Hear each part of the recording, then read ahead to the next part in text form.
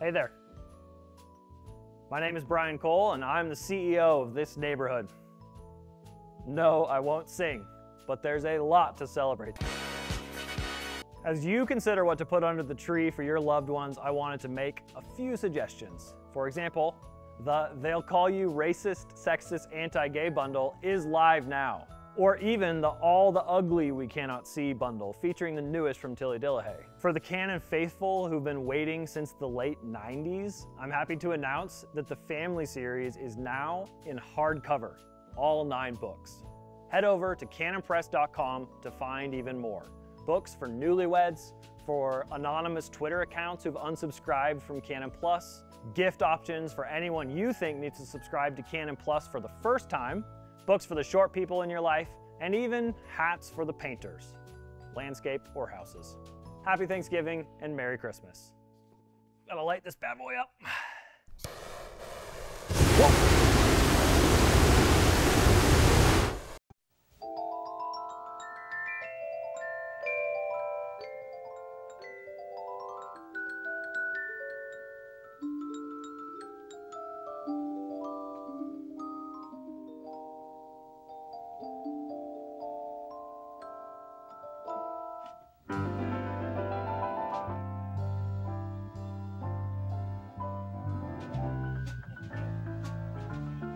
Milk. Raw milk. Straight from RFK's farm. Okay. A cookie and milk. We should have started this earlier. Like we were supposed to? It is, I should tell the audience that my dad was here on time and I was not. But my sisters are less here on time, which is But they're coming. making me smug because I'm always late. But we won't tell them. We'll tell them. What are we talking about today, by the way? To you. Up to me. I'm in charge of this. Oh, boy. What are your goals for the next 10 years?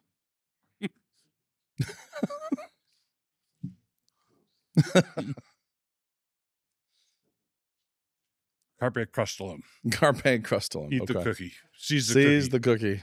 Seize the cookie. Okay. Or I could even, this would be even better. Where do you see yourself in 10 years? Besides in glory. You're not going to go more than 10 years? No. No, you can't tell these things. So what I've been arguing for the next 2 to 4 years, I've been telling our people here that we need to work on becoming Jehoshaphat's choir. Yeah. So if we believe that worship drives everything, then we need to focus not only on worshiping, but in communicating to others the fact that worship drives everything, and to give tips and tools on how to do that more effectively. Lots of evangelical worship in America today is not adult. Yeah. It's not serious. So some of the things that you've gotten started, I like that we've got a very busy thoroughfare here in the studio today. But the ladies will join us at some point. Yes. Oh, that's not them. Still not. Where do you see ACCS and classical education? That was one of the little rocks you threw off a cliff that started an avalanche. Mm-hmm. That Logos in 1981. How many schools are there now? 400 plus. 400 some. Hundreds of thousands of students have gone through these schools.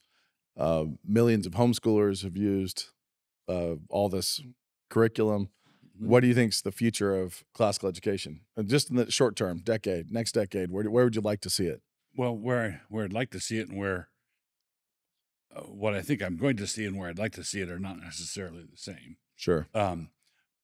What I see happening or developing in the classical Christian school movement is what Cornelius Van Til called sort of epistemological self-consciousness, where things are hardening and coming to a point. Yeah. So some in the classical Christian school Lewis talks about that. and Space Trilogy as well, and other places. He does. Dr. Dimble says in every society, there's things start to harden and come to a point.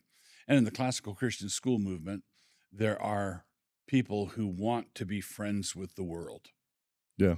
Right. They want, and at least with the fancy parts of the world. Yeah. And this is one of the perennial temptations for classical Christian education, because it's a superb form of education. And when you get well educated and you see the world around you, you want to go to school and you want ivy covered buildings. Fancy pants, yeah. It becomes Tony prep school. So the temptation is for K through 12 classical schools to go the Tony prep school route, and then to start currying favor with the Chamber of Commerce world, which when it's woke means they go woke. When it's not woke, if it's semi-woke, they do that. It's like taking their signals from the world. We'll just turn them into weather vanes. Right. So, but on the other hand, I think that there's a conservative hardening in the world of ACCS that has garnered some very good lessons from the last 4 years, and they've hardened and become more dedicated to, smash mouth classical education. Okay. So denominationally, so ACCS was something that started out of here in 94 after Logos was started in 81, if I'm getting all these dates right. When was the CREC formed? Oh, golly. Late 90s, I think. Somewhere in there. Yeah. How many churches are in the denomination now? I'm pushing 150, between 100 and 150. Okay. So 10 years out, what's your vision cast for the CREC? I think there are going to be a lot more churches. So, for example, we have churches in Eastern Europe that are proliferating pretty rapidly. We have some churches in the Philippines, and that promises to explode and go big time. So we could be, frankly, overwhelmed with growth in other countries. In the United States or in North America, we've got a number in Canada also. In North America, I see really steady growth, but not supernova growth.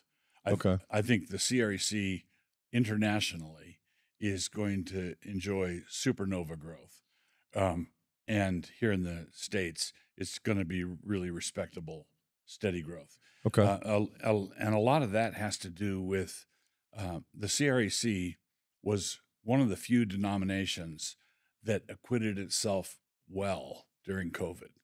It was that was a real stress test, and our men did really very well. Yeah, it was a healthy one.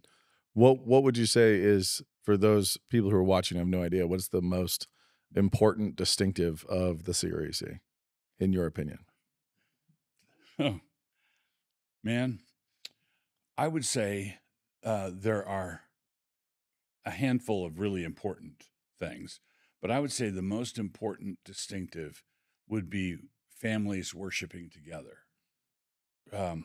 where the and would you put paedo communion in as part of that? Yeah. And I think there's paedo communion, child communion, but basically children communing from 2 years before their first memory. Yeah. Right? So, my kids have pretty early memories, just so you know. Do they really? That's impossible, actually, for some of my children.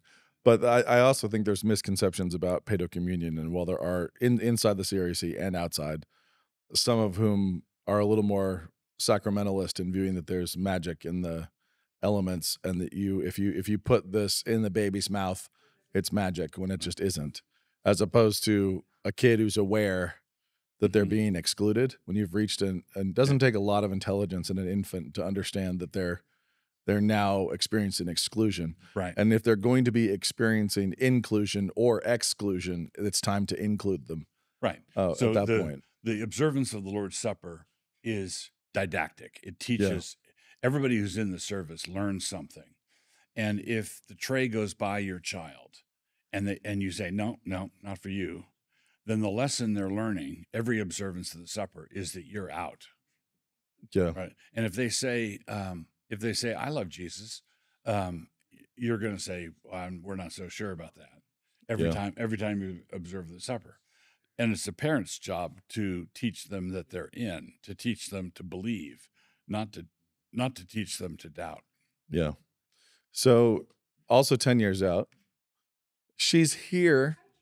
Welcome. Well. You should have knocked. It's so rude just to walk in. Well, welcome. Can't believe that you would just walk in like that. I just feel right at home. Yes. Welcome to the neighborhood. What would you say is the next 10-year vision of media publishing, Canon Press? Media publishing, Canon Press.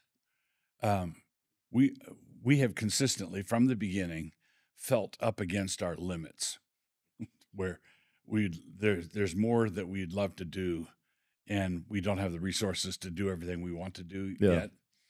I would like to get to the point where we can publish at will. So if Aren't we there? well, we still Are we still too slow for you? Yes, we're still too slow. Can you publish as fast as he can Microphone. type? He wants to 3D print a book. Just have it come out bound and glued. Is that so wrong? This is actually one of those funny places of just a little bit of friction. Is you're very ship it. Yes. You're extremely ship it. Ship it. Ship it. And I feel like that is a very, very funny trait to have. But it's also how you ended up starting things like ACCS. Yes. And the Series C. Not to insult those Fine storied institutions, but you sure shipped it, Dad. Well, let's not forget that the first book that was published, you typed in your bedroom on that little black screened computer with the orange. Yeah. You know, and I remember you should pull your microphone closer to you. Oh, you should try to be on the show. I'm just here for scenery. Do you know what? You're doing better than Rachel, and we can enjoy this I came immensely. like from out of town. Even closer to your mouth. It goes like to your here, mouth. like here. Yes. How are we doing now? Yeah. The first computer I had, actual computer I had, was an IBM XT that it had 10 megabytes of memory, which I thought at the time was cavernous. It was just, I thought it's going to take me years to fill this up. And it did. I think that one of the ship it traits that you have, a complete lack of perfectionism. No, let's not say no. complete. We're just going a complete lack of perfectionism. Is you looked around and with zero money and zero people started multiple institutions, which is apparently what the ship it gene is good for. But it's pretty fantastic. I mean, somehow Logos was started with 18 kids and no money, and it still exists somehow. And we didn't pay salaries for the first 2 years. So the teachers were volunteers and lived on whatever gifts came in. It was 1981, dirt poor, giving us rubber bands for Christmas, and decided to found a school, which I love. And then in '94, you thought we still don't have any money, but we need to start an association, a national association of schools. Let's do that. Somewhere in there, also a denomination, a college in '94. College in '94. Because the college also in '94. Normally, when people start colleges, there's some money involved. There was not. You have to have so much to start a college. There was no money involved in starting the college. No money involved in starting the Series C or ACCS or Logos. Is there anything else? Canon. I mean, Canon started in '88, according to Brian Cole. Except for Ransom Press was first. Did Ransom just turn into Canon? No, or Ransom Press was a private thing I was doing by myself. So that's the one you typed in the bedroom was Ransom Press. So I did a few booklets and a few custom jobs for people, but Canon Press started in 1988. Yeah, and Ransom Press is why we have our amazing holding company at Canon Press, which is the Amazing Dr. Ransom. The Amazing Dr. Ransom's Paper Diet and Media Jubilee LLC is the legal name of Canon Press. This whole thing. Yeah. And that was crafted by yours truly, pure and simply to amuse myself that haters would be filing to try to find out with the Secretary of State who owned. And now you've just told them. You've just and then told the joke's over. Enough. somebody else. Does this happen to other people? No, you're the first. Another Rachel. rude entry. Well, you ruined it. She came without knocking. You came without knocking, and knocked the stuff off. Let's get you. I didn't realize what was required of me to come be on Mr. Rogers' set. Timeliness was required. I knew that I was supposed to. I could check what time it is, girls. I could check what time it is, but I'm later than this to Sabbath dinner all the time. I was gonna say he's flying high on his I was first 10 time minutes being late. the early one. I was 10 minutes late. Yeah. So anyway, where were we? The Amazing Dr. Ransom. Yes. That joke is played. So various people have exposed it in various Twitter threads, especially about my heinous use of LLCs that I have too many, apparently. And that the fact that the DBA is Canon Press and behind it is the Amazing Dr. Ransom is a hat tip in part to Ransom Press, which was the first iteration in, I don't know, I was 10, you were 8 or whatever. No, it was, well, I happen to remember that it was whatever summer Walk Like an Egyptian was on the radio. Okay. So we could fact check that. Okay. Yeah. So people were walking like Egyptians. Yeah. Dad By was people, you mean us. We walked to we would walk to Quite a Rotary bit. Park in a line, as I But recall. I just remember like you would sometimes have the radio on while you were typing. That is how I know that Walk Like an Egyptian was There on, you go. perfect. on the So rotation. now that they're here, what should we talk about, Dad? Well, valuable things like that, right? Yeah. Little Yep. tidbits from our history. So Canon, 1988, officially after Ransom. That was when I was 10. I don't know when Walk Like an Egyptian came Well, out. that was Ransom Press. That For was when I Ransom was Press. in 3rd grade. And downstream from Canon, like where we are now versus where you would like it to be. Where would you like Canon to be in 10 years? You said publishing whatever we want, which I personally think we already are doing. Well, I've got. We're not publishing whatever Dad wants. You've published What more about than you? 100 Are books. they publishing everything you want? You know, More than 100 books, and you want that to be like how many before you shuffle off this mortal coil?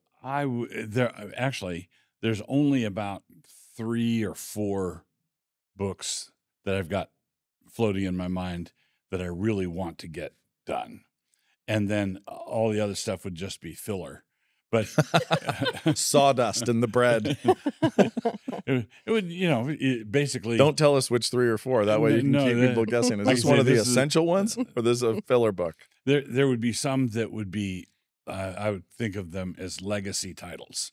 Like this would be something that I really would like to top it off with, as opposed to sort of the roughage of everyday life where you're teaching on this, that, and the other thing. So there are things that we wish we could do, and we're not there yet. So, for example, the Modern Geneva Bible. Yeah. I'm not just talking about stuff that I write. Yeah. I'm talking about becoming a publisher of choice for writers around the country. And if they see and understand the Reformed world and life view, that we would be the place they'd look first. And we wouldn't have any kind of backlog because of shortage of funds. If it was a good book, we could greenlight it right away. That's the sort of thing I mean.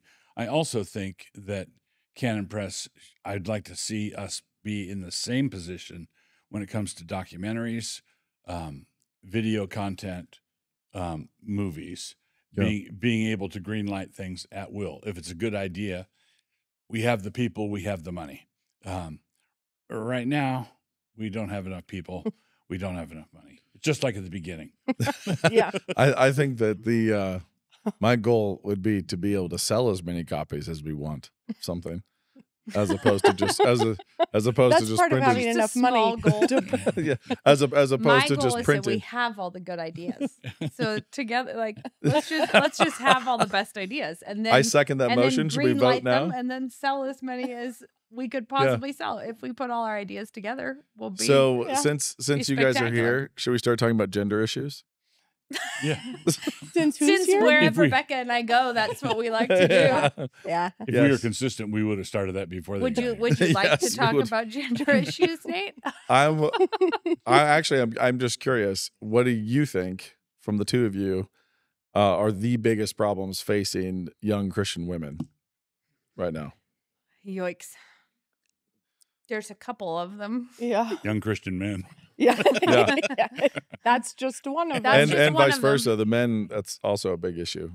But the girls. I would say, I think that there's now, what do you mean by young? Just anyone. Coming of age. Social media is a big one. Young I feel like adults. that's a big deal. Yeah, of course. That I don't know that many people have a good idea what to do about it. Actually think that this is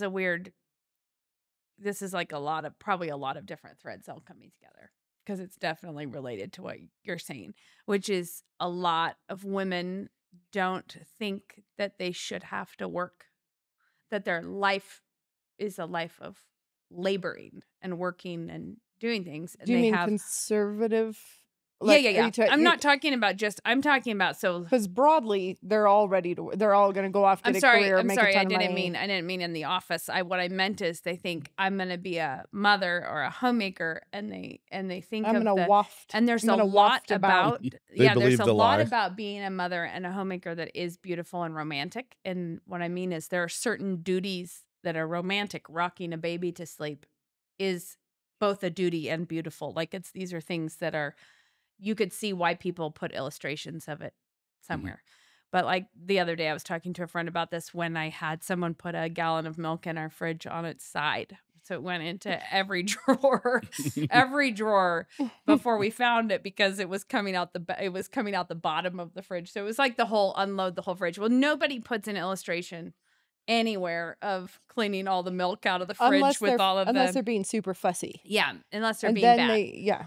But there is this problem where women have a romantic ideal of what they're doing, and then they are actually really fragile. Like they have cultivated the idea that to be feminine is to be super fragile and not able to put up with the work, sort of. So they only want the high points and the beautiful points. And Christian women, I think, fall into this because they think they're recovering a vision for domesticity, because they're wanting to play up the beautiful part of being a wife or a mother, and The Instagrammable parts. Yeah. exactly, and they're buying Hashtag into. Tradwife. There's a illustrator or a artist that a lot of Christian women love, and if you look at a bunch of the pictures, you'll see that it's all the time. It's a woman in her nightgown gazing out onto the front porch of a pretty house with a cup of, their paintings are kind of folk arty, but the whole thing is nothing like what actually living and working as a faithful Christian woman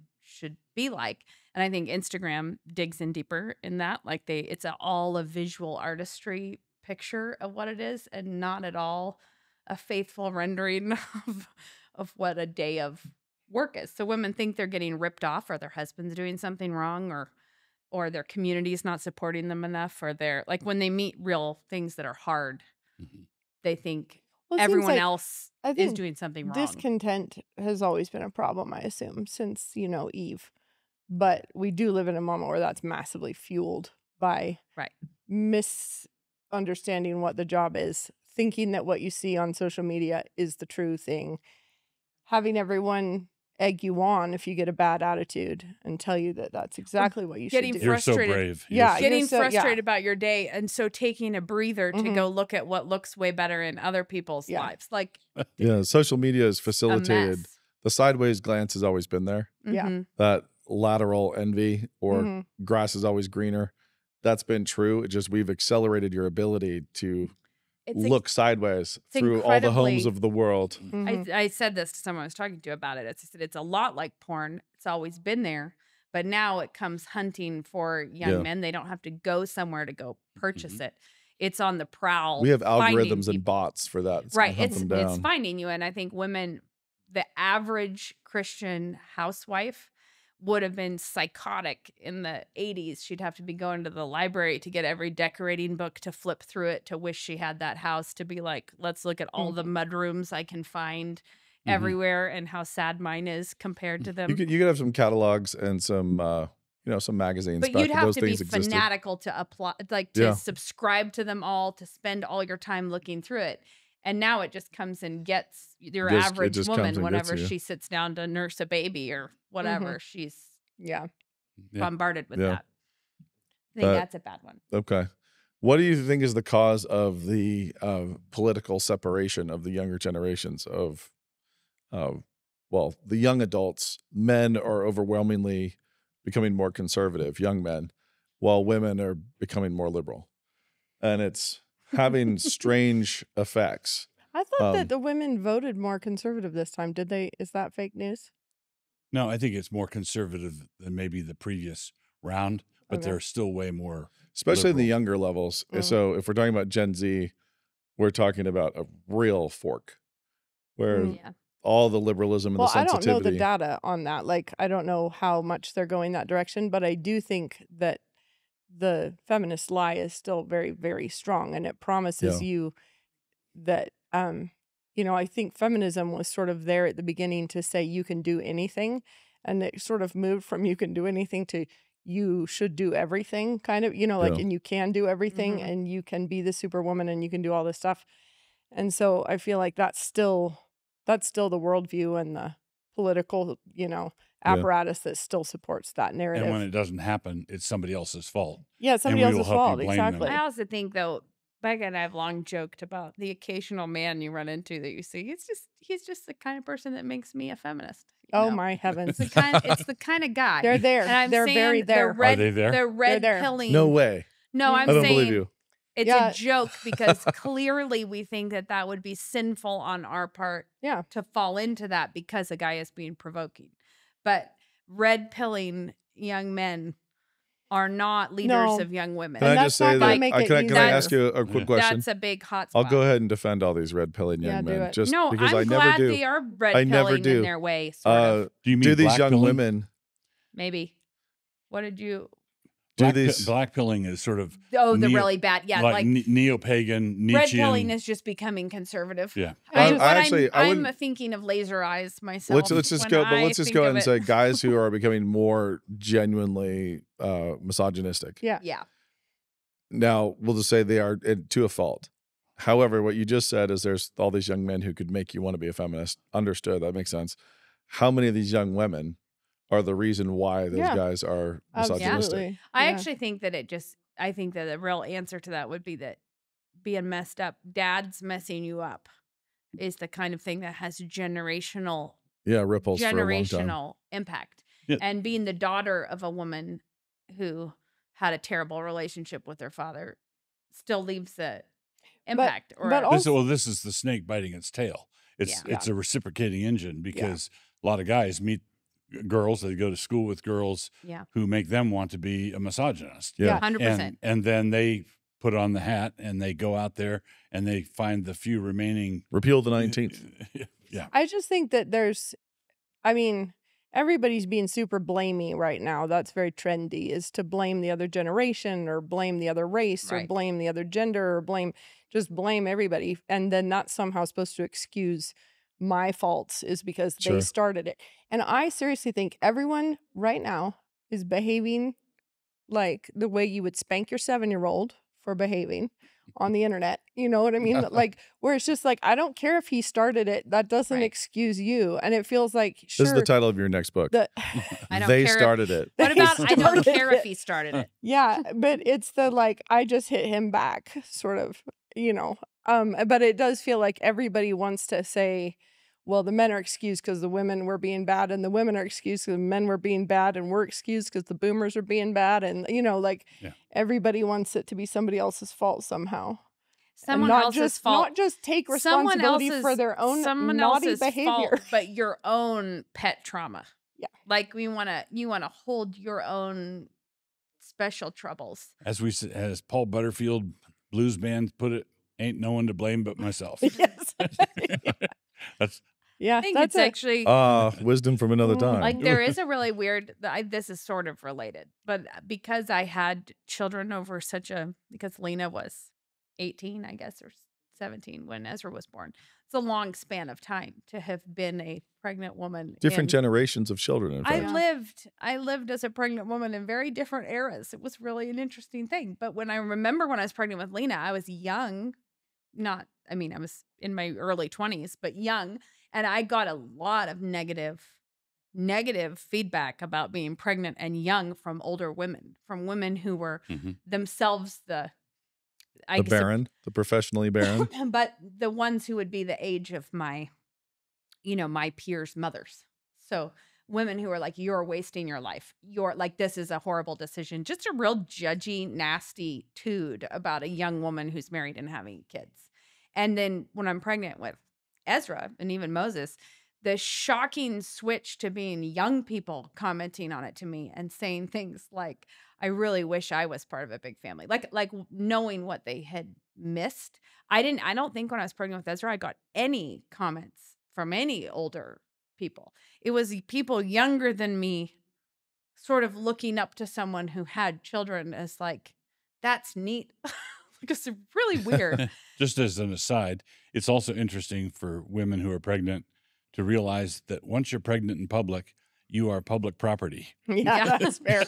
That's why I always admire. I never owned the shirt, but I admired the maternity shirt that said "birth control is for sissies" on it, because I feel like just going forth aggressively was sort of like your only hope. I will make the comment first before you do.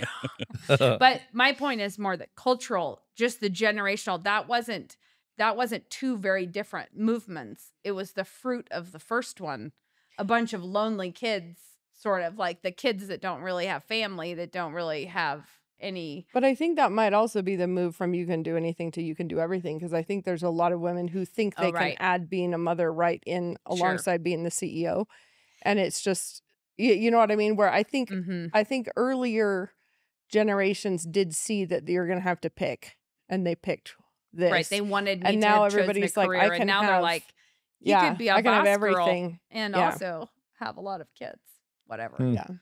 Mostly I just meant it's the same at the heart of it. It's just sin manifesting itself in through different life cycles in different. Do you think that for a while, the lie of feminism, that motherhood was a joke and was nothing, it was a waste of time. Do you think that's wearing off? Because what you referred to earlier was basically young women who believe that lie but think they're supposed to do it, and they actually are kind of all for it. So the woman who's like, I don't need a college degree, I don't need to be able to think, I don't need to have an opinion, all I need to be able to do is this very, very monotonous, boring doldrum job, and I'm just going to do this. And they believe the feminist lie, but then they embrace it, they step into it. Is that part wearing off, or do you think that's as alive as ever? I feel like I think it probably depends on what crowd you start dabbling in, because I think that that's totally there. It's just they would never say it like that. Sure. You know what I mean? Yeah, I definitely did not steel man their position. No, like I think there's a lot of women, probably a much bigger crop than like when we were doing it in the 90s. There was that first run at the homesteading, homeschooling, home centric everything, home brain surgery, and that's yes. But the thing is, that's what everyone just finished deconstructing from, is that 90s one, like that burned out, and all of a sudden we're doing the same thing again, but it's way more widespread and it's way more kind of trendy. Like in the 90s it was still weird and it was still very fringe. There are a lot more liberals who homeschool now. Yeah, but I just mean like homesteading is a thing outside of just one little niche Christian group. Like it's a thing, and homeschooling's obviously bigger since COVID and everything. But also there's a lot of Christians going into this thing of like, the girls don't really need a career, therefore they don't need an education. They're just here to milk the cows and have the babies and it does seem like there's at least, now I'm not trying to endorse all this, but it does seem like there's a push among quote unquote influencers who are doing the home centric thing as women, to really do all the gnarly things and like have their sourdough and have their little wood chopping reel and have all the chasing the chickens and everything else. But now we're usually romanticized a little bit. sometimes romanticized in its difficulty, like, but you're doing this amazingly difficult thing. Yeah. But it does seem like the pendulum's swinging a little. Well, I think that this is, there's two kinds of fantasy. One is where you're looking at the Instagram photo of someone with a perfect life, and you think that that's what life is like. The other is where you watch a movie of someone doing spectacular, tough things, and you think that you're tough because you watched it. Yeah. it's that endless Right, joke about right. cooking shows, right? That Yeah. You can't make box mac, but you're like, what? I will Why say would they this mess though, that and up? this is born and raised in Idaho, we can say that if you're a real homesteader, you're not filming yourself on a smartphone and posting it all the time. You're just, quietly off grid, avoiding the tax man. It's Well, there's that version for There sure. is that version. that's the But real then that's the real one. It is, but I'm not saying that they're not doing real work, because obviously it's a ton of work to try to, Mm-hmm. to try to pull off a farm and a family and everything else. But I do think that they are swinging back into the, therefore girls don't need a brain. They just need, they're just going to do menial work. They just have to be hard workers. It's essentially like But I would say you're going to be doing. even that would be a step up. Oh 'Cause yeah. I think think I'm that- just answering the question of like, are more people embracing that? And I guess do what think yeah, that's probably true. But I guess when you say that, I don't know. I mean, I know that there are subcategories of this, but it's easy to say in groups that are prioritizing girls' education. So in the Christian school world, in the they should be educated, they're not prioritizing Christian discipleship in a way that would actually make it a useful thing for a girl to be able to think and to know herself. Right. Because what I think we end up with is yes, we think you need to have cultivated your ability to read a book, but nobody's talking, somehow we're totally missing the fact that you're behaving in an unbelievably foolish manner. Right. But I do think that it's because Americans always equate education with career certification. And it is true that if it's like, well, I don't want my daughters to go off and become career feminists, why would I spend a bunch of time and money on vocational giving them trainings. something that I don't want them to go into? And that is a completely valid point. But I think that's just because we misunderstand what's the point of an education in the first place. Yeah. Is not we've muddled up those two things. We're equivocating about those two things. And so then we say, well, our girls, and I would agree, that's not what you should be trying to get your girls into as a sort of. Right. And if you swap in wisdom for education, Yes. Yeah. Then we're all then- fine with just do yeah. that. and that hits what you're saying about needing not just education but also discipleship. But if you're saying Or a get spiritual wisdom, education. do you need the girls to not get wisdom? You want foolish women?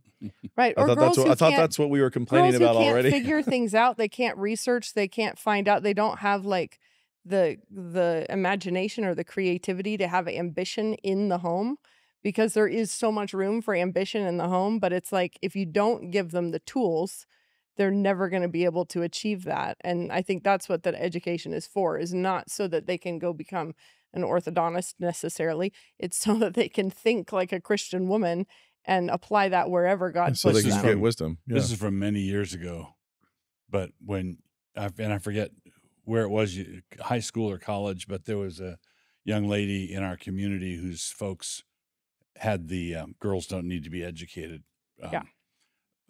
view. Curse the blight. And she was getting together with one or both of you to make a quilt. Yeah. And Yeah. you guys started doing some trig to figure out the pattern. I think it just wasn't even trig. basic- It was just it was doing the just math basic with math. fractions of how many It was inches just like, of if fabric this you is need.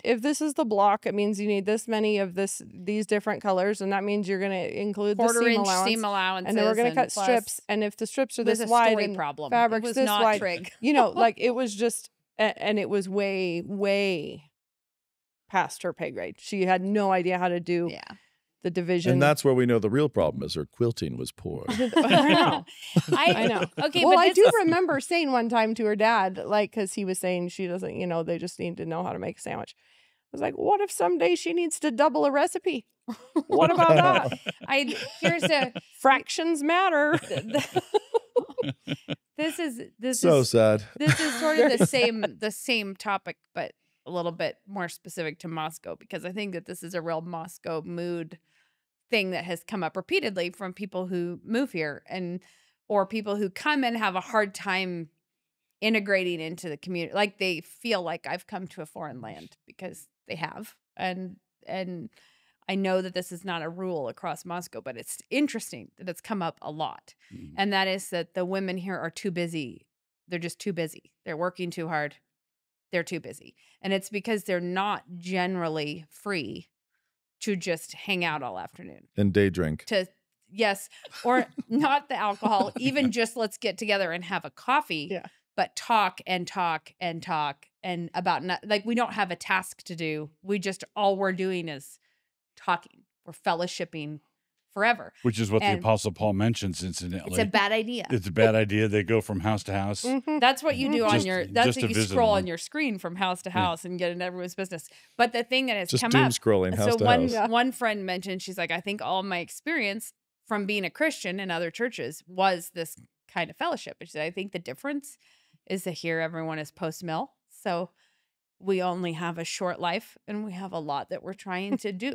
So there's actually no time. Well, that's what I mean about the trouble is I can't spend all of this day talking to you, even if it was a fruitful conversation. There is room for ambition in the home. And I think that that's the thing that many people, although they embrace the idea of a woman in the home, they don't know what it looks like to have ambition in the home.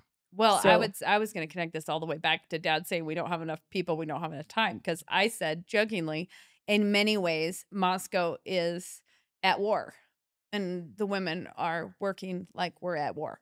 Mm-hmm. Like there are women teaching elementary classrooms who would not be doing that if there was someone else to do it, and if they didn't need help with tuition for their kids, or the level of investment of what we're trying to do means the women are also all possibly manning the munitions factories. Like the women are ecclesiastical Rosie the Riveters. Yes. And not in a just, I think the busyness of women is a really healthy thing, because it is an immune system for women who are very, and in many ways, women working really hard alongside of their husbands broadly for cultural work, or what we're trying to accomplish on behalf of our children, or the education we want, or what we've prioritized for them, or what we want home life to be like. It just doesn't leave you free to hang out with everyone all the time. I can go ahead and just say that we can pivot this onto the dudes as well, because especially in the millennial generation, just to like broad brush them, real community happens online a lot. Yeah. Real, like meaning the thing that feels the most real is the stuff that's happening in the public exchange and social media. And when guys aren't busy enough, when they're not active enough, when they're not busy enough, they have plenty of time to just start lots of fires and conflict and all hang out and do these cyber hangouts, the equivalent of on Twitter or wherever, and just get themselves into all sorts of intellectual and theological and cultural trouble. Yeah. But there's not being fruitful. They're not. Yeah, no, it's like, don't working. you have a wife and kids? Why are you not home paying attention to them if you have all this free time? Do you not have do you not have any bills? Because I know what it's like when you have bills and you're working to pay that bill. You're trying to get work done. But also I think it's a weird thing that I haven't thought of till just this minute, but I have heard lots of guys who are really busy in that sort of online stuff talk about like, oh, he's a really close friend. He and I, like, we talk all the time. And then it turns out he's never met this other guy. Yeah. But they chat in threads all the time. And guys say that. And I don't think I've ever heard a woman say that. Like, oh, she's a really close friend of mine. But we don't like, I mean, it's like, sure, there's people, you know their name and whatever. But I've heard so many guys say like, oh yeah, he and I are really close, because I was like, but you've never met, and you might not even know his name outside of his little handle. That kind of thing is, you know, like it's a weird moment. It is a really weird dynamic on the online manosphere. Is a strange phenomenon. I think it's a desperate need for brothers in arms, and if you can't find them in real life and real work, then you find them in imaginary. I have thought for a long time what happens online is incredibly like Dungeons and Dragons, because everybody is gathered around a huge table and they're talking. Like a lot of the stuff that happens spells on Twitter is that they think they're like, in my game, I decided to be racist. you know, like, and so I'm going to, and it doesn't pertain to anything outside of the, like, and hopefully Christians should be so anchored in the real work of life that a lot of that stuff just seems outrageously silly. Like, I'm going to get a green wizard, you know, I'm going to do like big on ya. That'll be great. That is very, it's very interesting because I think that you touched on it with guys seeking brotherhood and seeking brothers in arms, and which connects to daddy issues in many ways, but the brotherhood's a powerful thing. And I think I actually don't know that sisterhood, like in terms of friendship, really ever gets to that David and Jonathan thing that's possible. But different groups of guys, maybe it does, maybe it doesn't, I don't know, but different groups of guys have different ideals of what brotherhood is. And for some of them, it's pizza at 2 a.m. in their sweatpants while putting blisters on their thumbs, playing a game together that they, you know, there's just wasting time together, just generally being unproductive. And we're all being drones. Like they're all being, you know, drone bees together. And that's brotherhood, is just that hangout, man. Like that's just the doing nothing and being bros together and just being like, you know what would be amazing? And somebody else being like, yeah, just getting themselves into little intellectual knots. And other guys who've ever been on aggressive teams, who've ever like labored together, been in the trenches together, guys who've experienced military brotherhood, lots of different vocational brotherhood, athletic brotherhood. There's a lot of different things. And there's also that late night, like drinking Mountain Dew and eating pizza at 2 a.m. brotherhood. And you see variations of all those things online, and you see different guys seeking their different ideals. But any brotherhood is better than no brotherhood. Yep. And that's why they drift into that space. I think as a general rule, I know there are exceptions, but I think as a general rule, women are more wary of other women than men are wary of other men. Men are competitive and will compete with one another, but the competition goes deeper with the women, with the women. And I actually would say though, because I think it's important to say that it should go, the competition also goes between women and the brother hangout, because women want to be a helpmeet to a man. Yeah. And if a man is getting if he's going nowhere and he's just hanging out with other guys and feeling like brothers in arms means fighting in comment threads. Yes. And but I mean, the problem is that many of these guys would be far better off to just have work colleagues and a wife than to have any of these bro hangout. There's definitely a sort of mythology around women's friendships, though, and I don't know how much of it is mythology and how much of it's real, but the women who are still together despite all the failed marriages, but like we're the ones who stuck it out. Like I saw We've identified the common denominator in all the 3 different marriages, and we still love each other, and we still, you know what I mean? So that's why your relationship is a problem. Like the Steel Magnolias kind of vibe. Like we've been together for much longer. But usually it's like we survived the men. The husbands come and go. And, but it's like we survived it. And so we're the tight ones. And that to be fair, like a thing. apparently they did. Yeah. I mean, like when they've weathered various storms. Credit's where credit's I'll due. say here's a random tidbit on this, and I don't exactly know where it fits, but it's interesting to me. Is a buddy of mine who runs a basketball analytics company and does high level analytics, and especially focuses on chemistry between pairs and triples of players. Like amplification metrics, basically revealing which guys magnify the performance of other guys, and how they might not show any statistical improvement individually, but everyone around them goes up. And, you know, watching all these dynamics. And one of the things he told me is that 2 guys who don't like each other are capable of stepping on the court and playing very well together. They're able to do that. Now, it's not as good. Their performance will not be as good as if they're close friends. Like if they actually have a chemical brotherhood, they've really bonded. But 2 girls who do not like each other are incapable. Oh yeah, no. And he's like, one of the things that you can't can't really tell coaches is like when you're doing the analytics, and it's like, so you can see which girls actually can't stand each other. Yeah, it shows up. Oh in yeah, the because I metrics. will not pass the volleyball to her. Okay, so Yeah. this is random. Which but is weird. It's weird to me though. It's like the guys can genuinely dislike each other, but if they trust each other in this way and on this court, they're fine. Well, that's what you They were might saying. hate each other The afterwards. competition between women goes deeper. I Right. think that's totally Correct. true. And men generally compartmentalize more easily. Yes, they do.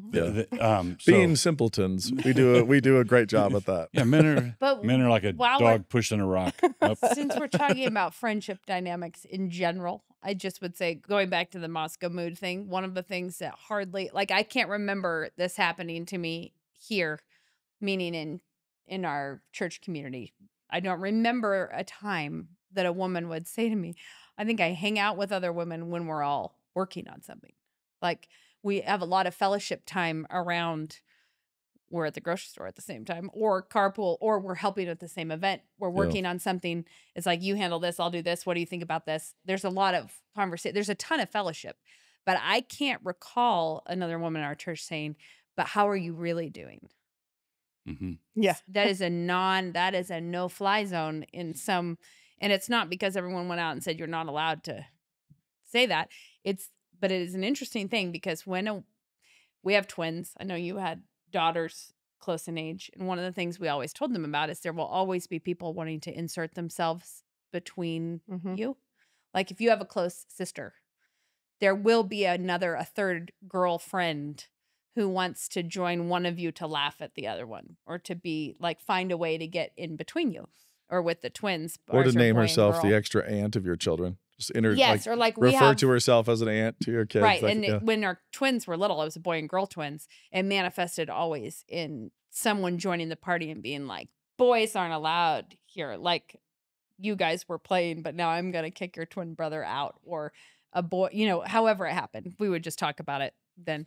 But I think a woman coming up to another married woman and saying, but tell me how you're really doing, is I'm going to insert myself between you and your husband. Yeah. Like, I want to know, I want to be your girlfriend who's closer than your husband.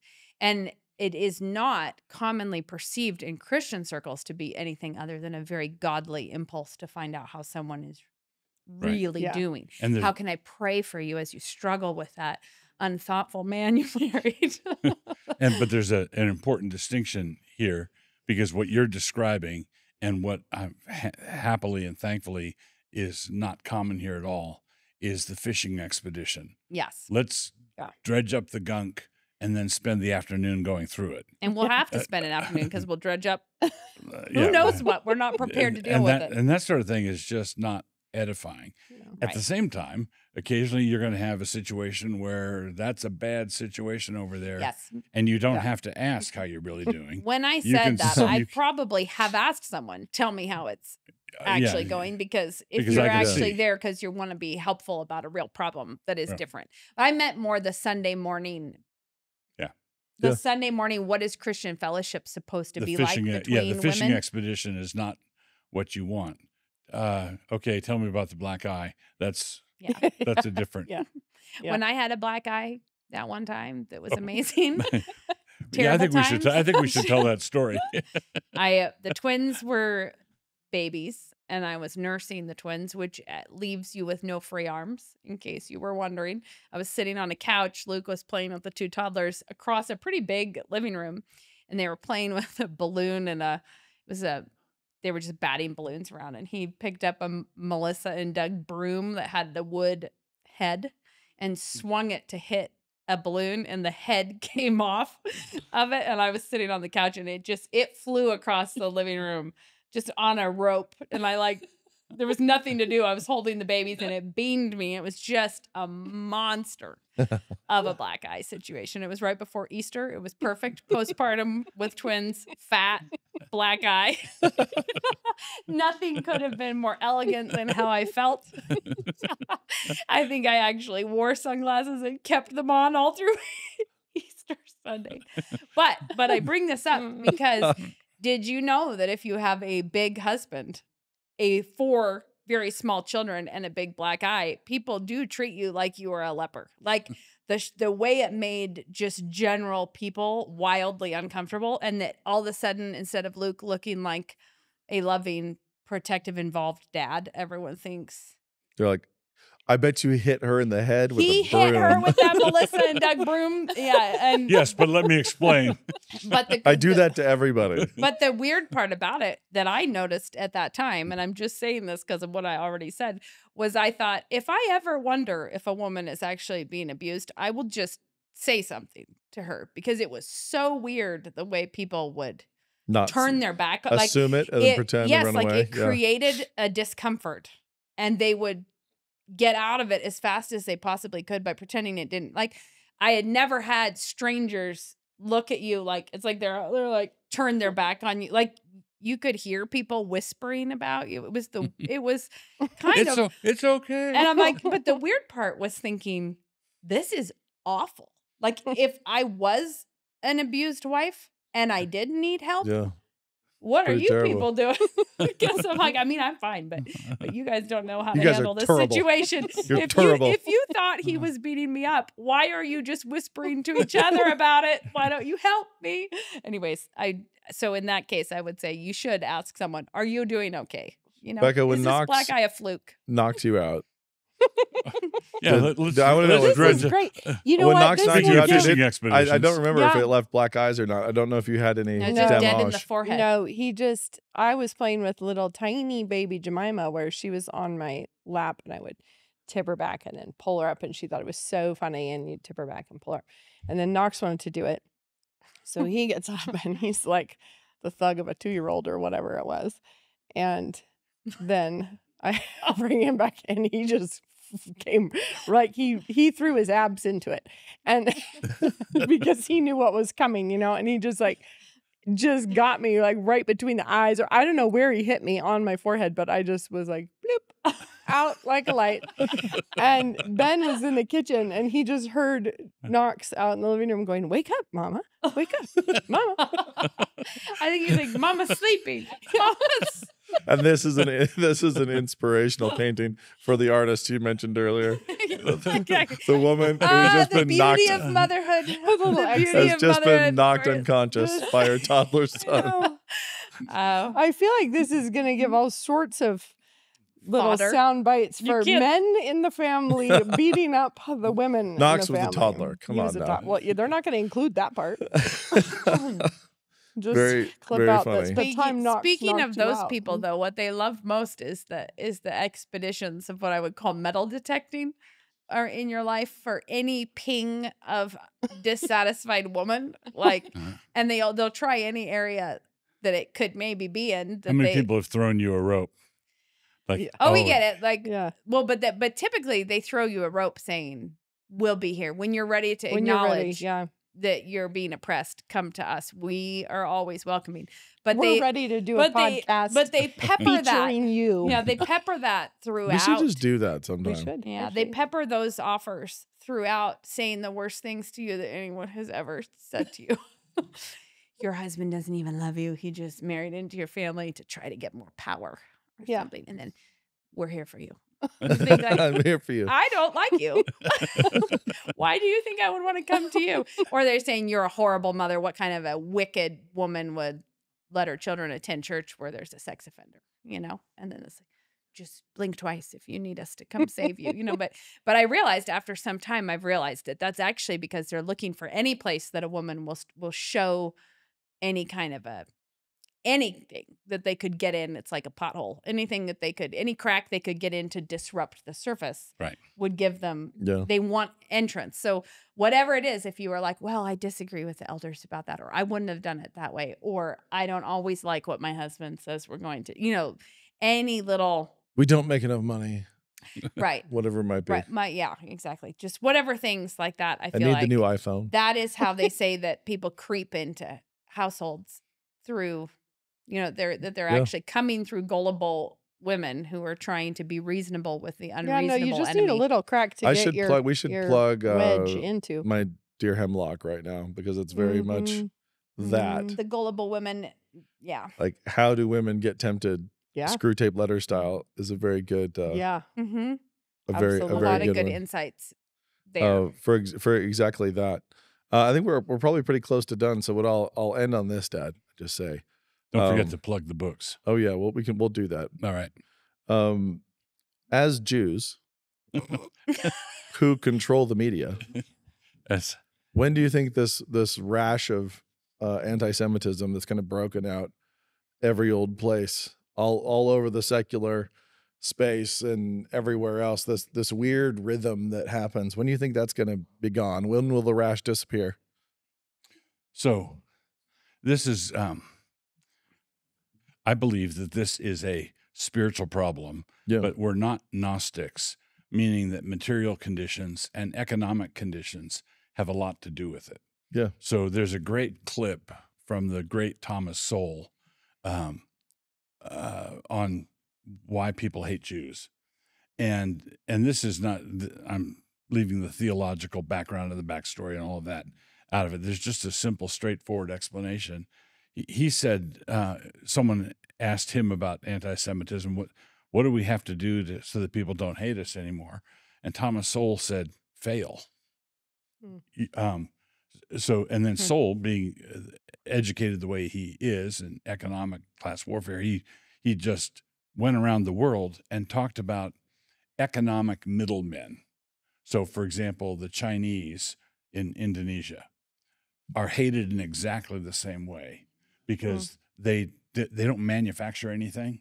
So merchants who sell things, what they do is the contribution they make is not visible or tangible to people, and they generally rise to the top of, the Chinese there would be a good example.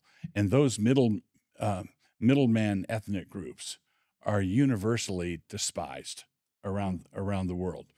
Then when you throw in the history of Jews and Christendom, Jews and early Christianity, and you throw in the fact that we've just come out of an atrocious economy under Biden, and people are aimless. It was actually a great economy. They're just bad at messaging, just to be clear. Oh, I forgot that part. Go ahead. Right. I forgot that part. Butter is not that expensive. Quite honestly, let's say that envision the best case scenario for the next Trump 4 years. Let's say he deregulates industry like a madman. Let's say we'll just assume there's an economic boom.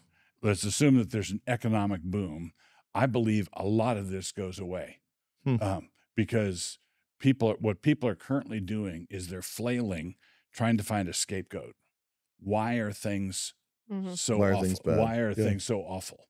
And you can I can point to the people who voted for it and who are doing it, but it's more satisfying to stipulate someone behind the scenes pulling strings, and that feeds the impulse that Gnostics have. I'm in possession of a secret knowledge that other people don't have, which is where that feeds the conspiracy side of it. Then you're trying to find a scapegoat. Then you're not satisfied with how your life is going, and then you come across a YouTube clip of some rabbi saying some outrageous thing, and you post it, or you post it at me saying, how dare you? How dare you be in favor of this? And I'd say, well, I'm not actually. I think that's that's awful. But they think in these group categories. But I think they're doing so. It's because it's like a whodunit that they're actually getting so into it. Like when but you this said is searching this is for back a to the people who scapegoat. have time, as opposed to the people who aren't really doing super well and they have extra time. I think you're right. If there is an economic boom, if there's productivity to be had, then that will go down. But it is interesting to me that people who have never given a thought to Jewishness prior to, all of a sudden have the last 12 months, deep opinions. And they want to bring up the Rothschilds, and they want to talk about the Ashkenazi, and they want to do all sorts of things. And they've never given any kind of thought to it, and have no skin in the game, really, of any kind. They don't have any interactions with the Jewish people. They didn't take out a loan in Brooklyn from an Orthodox bank and got bit by it. They have no engagement whatsoever, other than they saw something on the internet and the time was right. The room was full of gas, right? And economic displeasure. And the other thing that I find very amusing is complaints about the Antioch Declaration that we did. Well, it's like 2 or 3 pages, and it was complex and convoluted. There were big words in it, and I don't understand you guys at all. On the other hand, I have a mastery of World War II. Yes. I know the ins and outs of all events, public and private. But you know the what? secret negotiations. That's because they told me that all that story in a 60-second reel. It was super Yeah, easy, exactly. and now It I was get easy all to of it. follow. And so my knowledge of the last 3 centuries is now extensive, and your 3 pages makes my Too head much. hurt. So I have Too a much. question though, and this is probably a terrible thing to speculate about, but like the scapegoat thing seems obvious. Like they're Yeah. looking for somebody who is the culprit and the villain, and this is the thing. Now, I'm very much not paying attention to the whole thing. I'm just getting this sort of vibe. Sure. But one thing I've seen over and over and over is pointing to the Jews' involvement in the porn industry. Yeah. Like that one just comes up constantly. Is this, do you think, a scapegoaty thing where it's like, if they weren't doing that, I wouldn't have this problem? No, well, Because, I mean, like, seriously, why are you, I mean, Yeah. that's the one that, like, Like I being mad feel at like, your own drug dealer. yeah, I Yeah. mean, like, Yeah. because it's so clearly we're looking for scapegoats and the Christians getting upset. I don't know, like, or is that just me being like, yeah, and if you think of it, so Devious. first deal with one thing is my position is that destructive Jews are bad. Constructive Jews are not bad. That's my controversial. Here I stand. It's not the Jewishness that was the variable. But are there Jews in the entertainment industry? Are there Jews Yeah. dominating certain industries? Yeah, they go right to the top, sure. and they're less than 1% of the world's population. That's how I got put in charge. Is I just told him I was Jewish. That's right. That's right. Nate loves to drop the But little I just things. mean, there are Drop little things. plenty of vices out there Mhm. that we could have gotten super upset about. You know, like I could get really mad about the people who were, I don't know, cooking meth or something. But that's sort of a weird. But not at the people who are buying the meth, and so that's Yes. Yeah. and it's just Yes. there's a similar mechanism when we blame the drug dealers bringing fentanyl across the Right. border. Well, who's buying it? Well, that's right? what I mean. Like all the human trafficking and everything. It's like, well, apparently they bring it here because there's a market here.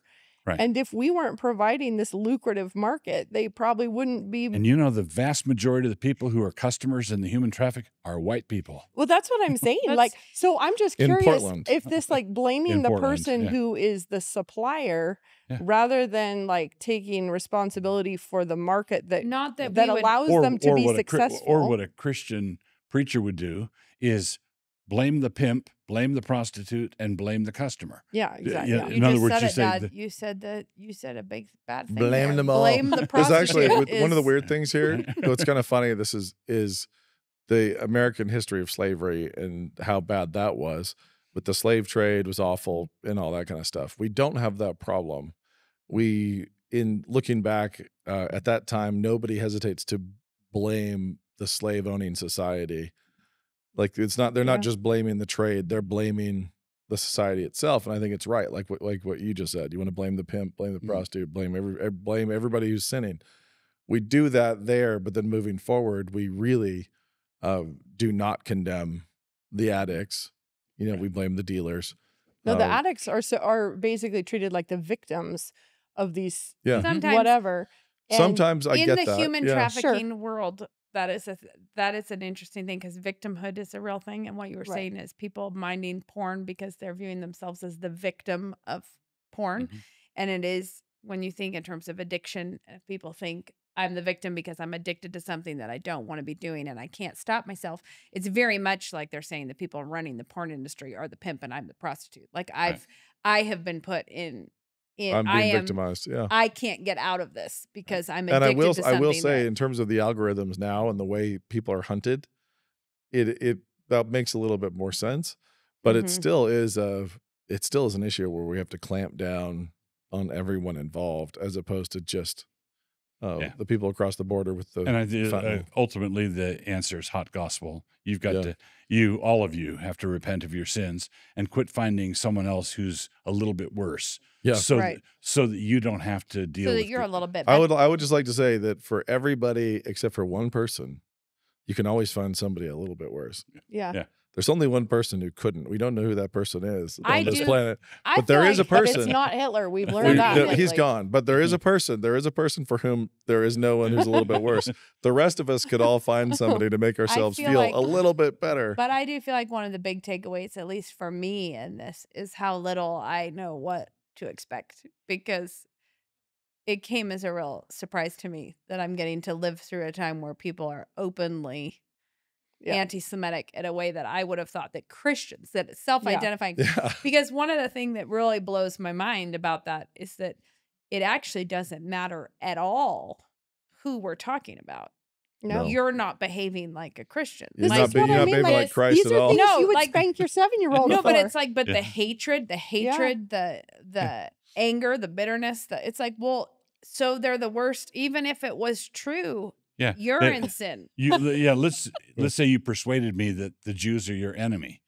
Well, Jesus said to love your enemy and pray for them. So you should be leading prayer meetings pray for the those Jews, who mistreat and then you. be like, no, that would make people think I was a Zionist. Yeah, even if there's a whole bunch of ifs and there's a whole bunch of ifs you have to stipulate, and they're still doing it wrong. Yeah, so but but the thing that I really meant is that what surprised me is that God put a few new ingredients in the pot, and all kinds of things are coming out that I think know. Yeah. This is I know we already said we're going to wrap up. We probably have to at this point, but the one of the things that's funny to me about recent history, really, really recently, is I think that in COVID, the secular power structure put into the imaginations of people this destabilizing narrative that they hadn't really conceived and recently. You can't trust anything. That we can't trust anything, but also we can chop down very old trees and kick over walls that have been there a long time because we just canceled a bunch of stuff that nobody ever thought would be canceled. Yeah, things that were uncancelable were canceled. And then we were like, and now as you were, everybody go back to how you were. And people are sitting there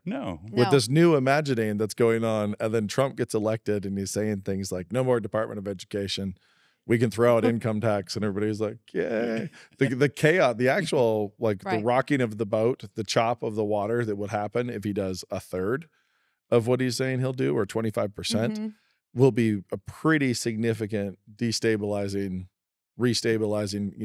it'll be will that make convection, congealing forget moment. About this particular hobby horse, or will it make it worse? If there's an economic boom, then I think a lot of people are going to abandon this as not the future. This is basically, I'll just cite Joe Rogan. Sure. Okay. Why not? Yeah. Why not? Things are because anything goes these days. Anything goes. Joe Rogan said, and I think this is right, when civilizations are falling apart, people start blaming the Jews. Yeah. And it's part of the life cycle. It's part of the life cycle. Now, that's not a defense of, if you're running to your keyboard to write me this, but. Founder of OnlyFans. I know. Why are you researching the founder of OnlyFans? How many white people are on OnlyFans? Yeah. So basically, what it boils down to is you're a Christian. You don't get to hate. You don't get to hate people. Right. It should be that simple. Well, it should be. And that's the thing that is quite striking about all of this is it's just a lot of naughty behavior. Yeah, it is. But I think it is that just everything's seething. Everything's seething. I have a question. There's convection, there's congealing, there's convection, there's congealing, and we just convected. We're about to convect a lot more, I think, for the next couple of years. I do have a question, though, that is really ties in many of the things we talked about. It would be a pastoral question.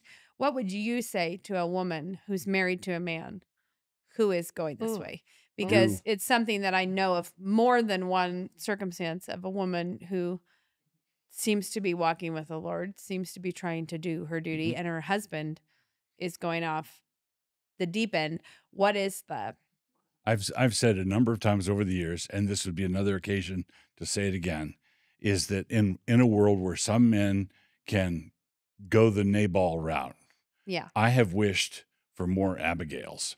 I guess what I'm trying to say is, how would you tell a woman to be an Abigail? I would say, tell them to say to their husband, honey, wherever you're going, I'm not. Okay? I'm not going there. And if you don't stop going there, I'm setting up a flare. We're talking to the elders. We're not going to go off silently, sadly into the night. Would you say that she should refuse to move like if he's so He say tries to flee accountability. right, and- say yeah. things they're already leaving. He wants to leave the church. He wants to move. She doesn't have grounds for divorce in the sense that he's Right. not been unfaithful to her, but he wants to move them to a place where she knows she'd have no like. Is that what you mean being Abigail? Say Yeah. I'm Well, I Yes. think the Abigail thing, I always think it's the coolest thing that she saved both men in that. She saved Nabal from getting killed by David, but she saved David from killing Nabal. Yeah. And so she went behind Nabal's back, who was her current husband, but she also stopped her future husband she from doing confronted something David that was straight going to up, be pretty wicked. much. Right. And the way she confronted him, so she went behind Nabal's back, but she also went very respectfully to David, but said, don't do this thing that you're planning to do. Yeah. Right. You know? So we need more, basically in dire situations with Nabals, we need Abigails. Now, at the same time, I'm saying that in a generation where many, many wives have never thought of obeying their husbands ever. Right. Mhm. And she shouldn't. But it seems like they all think to do it when they shouldn't. Yeah. In the time when they ought to say, No. absolutely not. Well, it's go embarrassing. along, It's yeah. actually it's Right, not, but it's if embarrassing he to them says as let's well. eat It's more not just homemade embarrassing. meals, she might feel free to say absolutely No. not, but Yeah. not Yeah. when it comes to. But so you're saying is send up a flare, get elders involved to make sure Get that it's help. on the radar, don't disappear quietly. right. So that one of the things that Abigail did there, she went and talked to David, and she went and talked to David in a way that her husband would absolutely have hated and forbidden. Yeah. And that get help, basically Yeah. get help. No, even if your husband doesn't want you to get help, you have to get help. And Yeah. you would say and that then for she, and friends. then she went and told her husband what she'd done. And you Yeah. should Yeah. also say though, for Yep. friends of that woman, that they need to be encouraging her straightforwardly to do that. But it's also incredibly brave both directions, because she'd be really brave to go do what she knew would infuriate Nabal. But she's also going to David, who's really mad right now and Coming is with an on the arm trip. No, and warpath. I think And these she guys, throws herself in front to say, please don't do this. but also the guys that are doing this kind of thing are being imbalanced. Mhm. It's a scary man Yeah. who's going this way. It takes courage to stand up to a husband. At least that at his keyboard in the dark. No, for a woman, a fake name. For a woman, a husband losing his Oh, grip sure. on reality is a terrifying. Yeah. It's just Yeah. scary. So I have a lot of. We can end on that optimistic note. Wow. But I think the good news is it's all going to go away because we think Trump's going to create a time of economic Or we're going to be healing. in World War III before Trump ever we have gets some there. So it'll we be have cool. some free Kindles. End of no quarter November. We're here at the end. We've given away a lot of books. It's been a successful November, in just about every way. I mean, the only thing is we didn't burn our set. We kept our set around I for a little knocked Didn't a bit. keep the picture off pictures on the They- wall, yeah. they- You knocked a picture off the wall. I Yeah. did once in rehearsal We're- also. Oh, Nice. Mm. In rehearsal. Yes, it happened. I did it for real. The Amazing Dr. Ransom's Bestiary of Adorable Fallacies, free on Kindle. I don't know which camera to look at. Let's go with that one. Free on Kindle. How long is it free on Kindle? Till Friday. And Leadership and Emotional Sabotage by Joe Rigney, also free until Friday as well? Sunday. Okay. Get both of them if you haven't yet. The Amazing Dr. Ransom is probably one of the best books ever published in the history of publishing. So, and Leadership and Emotional Sabotage is right up there with it. If I do say so myself. I had nothing to do with it whatsoever. Those are 2 free books. And are these the last giveaways of November? Those are the last giveaways of November. So get them. Get them ASAP. Girls have to finish all the cookies. yeah. Das ist gut. We and do. we're We'll out. jump right we're in. out. And the This milk. has been Let's this chug has our been milk no quarter together. Looking November. kind of This good is right now. yes. In- I'm done in with Mis- this sweater. In Mr. Wilson's neighborhood, we have many requests for an actual Mr. Rogers show from you, a recurring thing for children. So get used to Oh, it. you could bring your Kirk guitar. Cameron, however, has announced that he's going to do it. So maybe we just give him this set or bring There we him go. in There we and start doing Kirk Mr. Rogers. That's funny. Alrighty. Thanks a right. bunch. Have a great December and Thanksgiving. Happy Thanksgiving.